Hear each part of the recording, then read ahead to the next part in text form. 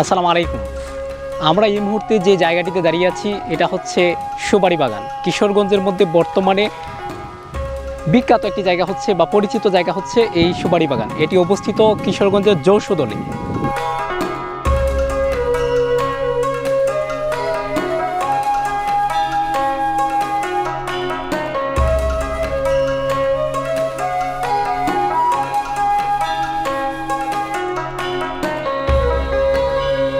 ছুটির দিন আসলেই মানুষের সমাগম ঘটে ভাইরাল হওয়া এই নান্দনিক সুপারি বাগানটিতে। বাড়ির মালিক তার পুকুরের চারপাশে সুপারি চাষ ও সৌন্দর্যের কথা ভেবেই অসংখ্য সুপারির চারাগাছ রোপণ করেন। ধীরে ধীরে সেই চারাগাছ বড় হতে থাকলে পুকুরের সৌন্দর্য ফুটে উঠতে শুরু করে। তখন মানুষ কাজের ফাঁকে ফাঁকে ছুটে আসে বাগানটির সৌন্দর্য উপভোগ করার জন্য। ধীরে ধীরে দূর দূরান্ত থেকেও মানুষ আসতে শুরু করে কর্মজীবনের ফাঁকে ফাঁকে।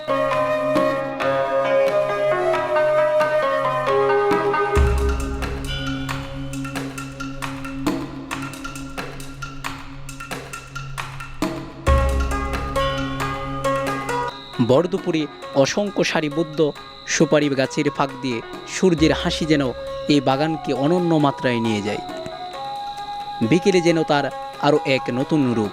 মনে হয় যেন চিরবসন্ত বিরাজ করছে এই বাগানটিতে। বাগানটির সবচেয়ে সৌন্দর্যের দিকটি হচ্ছে সারিবদ্ধ সুপারি গাছ। পুকুরের চতুর্দিকে শতাধিক সুপারি গাছ রয়েছে এখানে। ইতিমধ্যে বাগানটি কিশোরগঞ্জ ছাড়িয়ে দেশের বিভিন্ন অঞ্চলের মানুষের মন কেড়েছে।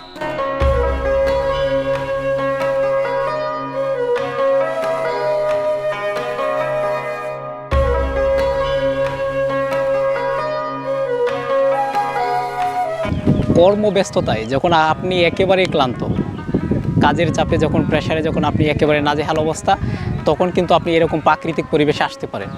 খুবই চমৎকার সারিবদ্ধ সুপারি গাছ, সাথে সুন্দর বাতাস এবং পরিবেশ, একটি পুষ্করণী। অত্যন্ত সুন্দর এই জায়গাটিতে আপনি চাইলে কিন্তু আসতে পারেন যে কোনো কাজের ছুটিতে।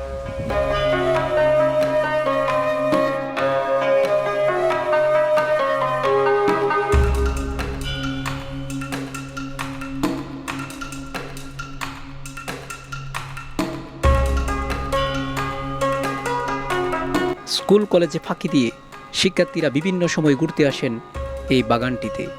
তবে স্থানীয়দের কাছ থেকে জানতে পারলাম ছুটির দিন আসলে এখানে বহু মানুষের সমাগম ঘটে।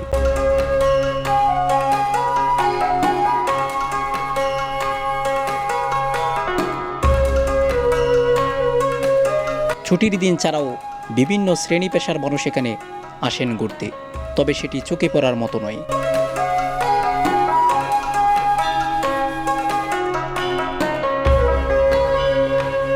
যারা ছবি তুলতে খুবই আগ্রহী বা পছন্দ করেন তাদের জন্য এই জায়গাটি হতে পারে খুবই আকর্ষণীয়।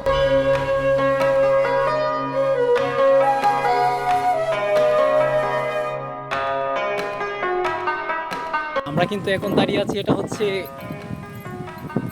কিশোরগঞ্জের মধ্যে বর্তমানে ভাইরাল বা পরিচিত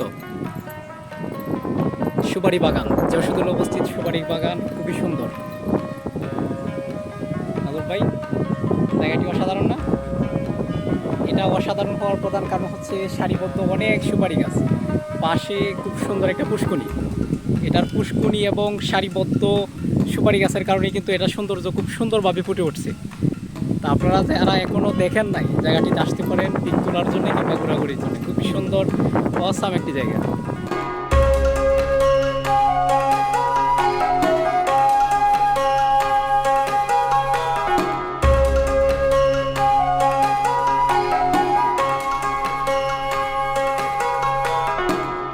ঘুরতে ঘুরতেই বাগানের একপাশে এক বৃদ্ধকে ঝালমুড়ি বিক্রি করতে দেখলাম।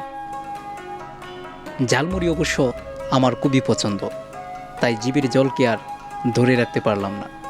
20 টাকার ঝালমুড়ির জন্য অর্ডার দিয়েই দিলাম। এতটা স্বাদ না হলেও বৃদ্ধের ঝালমুড়ি বিক্রি আমার কাছে খুবই ভালো লেগেছে।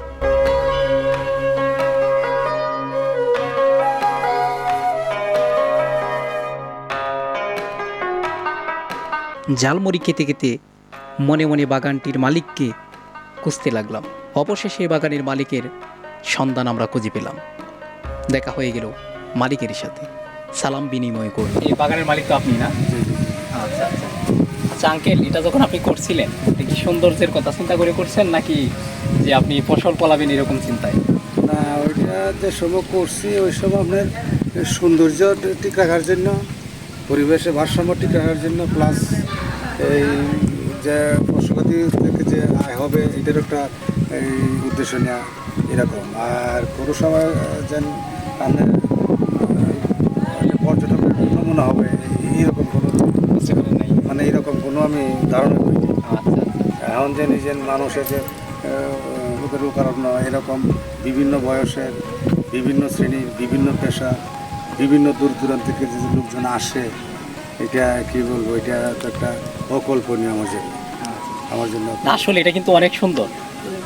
মনে হয় ছুটির দিন বেশি মানুষ আসে। হ্যাঁ, ছুটির দিন মানুষ বেশি। শুক্র শনিবার ছুটির দিন থাকে, যেমন মনে করেন কয়েকদিন আগে যে আমরা ঈদুল মিলাদুন নবী গেছে, এই দিনও মানুষ প্রচুর। আর বিশেষ করে শুক্র শনি মানে বন্ধের দিন থাকলে আপনি বন্ধের দিন থাকলে আপনি মানুষ প্রচুর।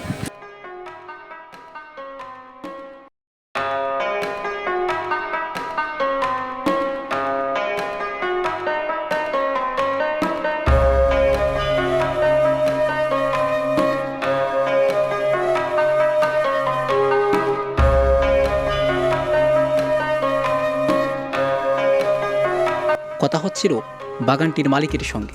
তিনি সাবেক মেম্বারও বটে। তিনি তার বাগানটি নিয়ে বর্তমানে খুবই গর্বিত। তিনি বলেন, বর্তমানে দেশের বিভিন্ন স্থান থেকে অনেক মানুষ আসেন ছুটির দিন আসলেই, তাই তিনি তার বাগানটি নিয়ে খুবই গর্বিত। তো যাদের মান আছে, যাদের হুঁশ আছে, এদেরকে বলা হয় মানুষ।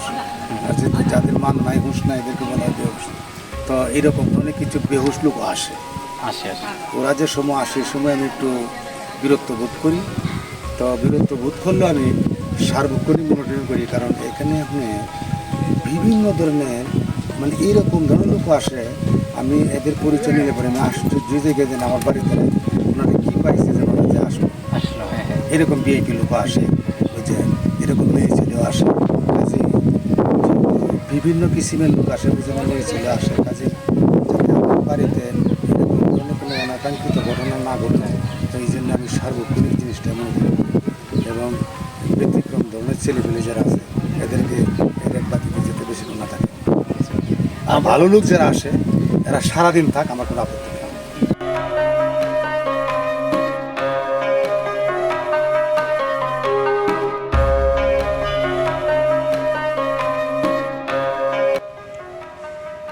পড়ন্ত বিকেলে বর্ষায় যদি এখানে বসে এক মুঠো বাদাম খাওয়া যেত পাশে এক প্রিয় বন্ধুকে নিয়ে, হয়তো বা আরও অনেক সুন্দর হতো।